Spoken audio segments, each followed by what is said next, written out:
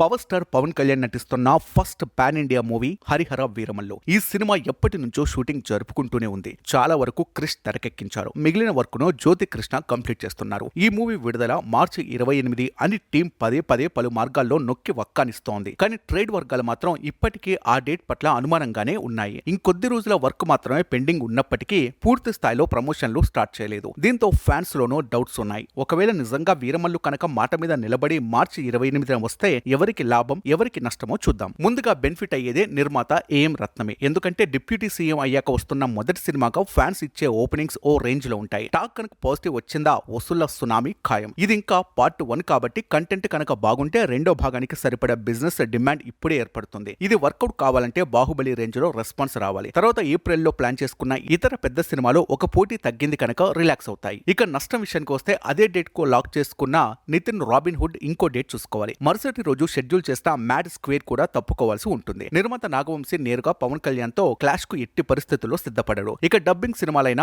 Mohan Lal L2, Empuraan, Vikram, Veera Dheera సూరన్ part 2 Telugu వెర్షన్లను థియేటర్ల సమస్య వస్తుంది. ఆ రెండు టాలీవుడ్ మార్కెట్ మీద బోలెడు నమ్మకంతో మంచి రేట్లకు సినిమాలు అమ్ముకునే ప్లాన్ లో ఉన్నాయి. హరిహర వీరమల్లు కనుక బరిలో ఉంటే దానికి ఎదురుగా నిలవడం అంత సులభం కాదు. ఇవి కాకుండా సల్మాన్ ఖాన్ సికిందర్ కూడా అదే వారం వచ్చే ఛాన్స్ ఉంది. అదే జరిగితే వీరమల్లుకు రివర్స్ లో హిందీ సైడ్ ఇబ్బందులు ఉంటాయి. ఇలా ఒక తేదీ వెనక ఇన్ని రకాల విశ్లేషణలు లెక్కలు ఉన్నాయి. మరి మార్చి 28న ఏం జరగనుందో చూడాలి.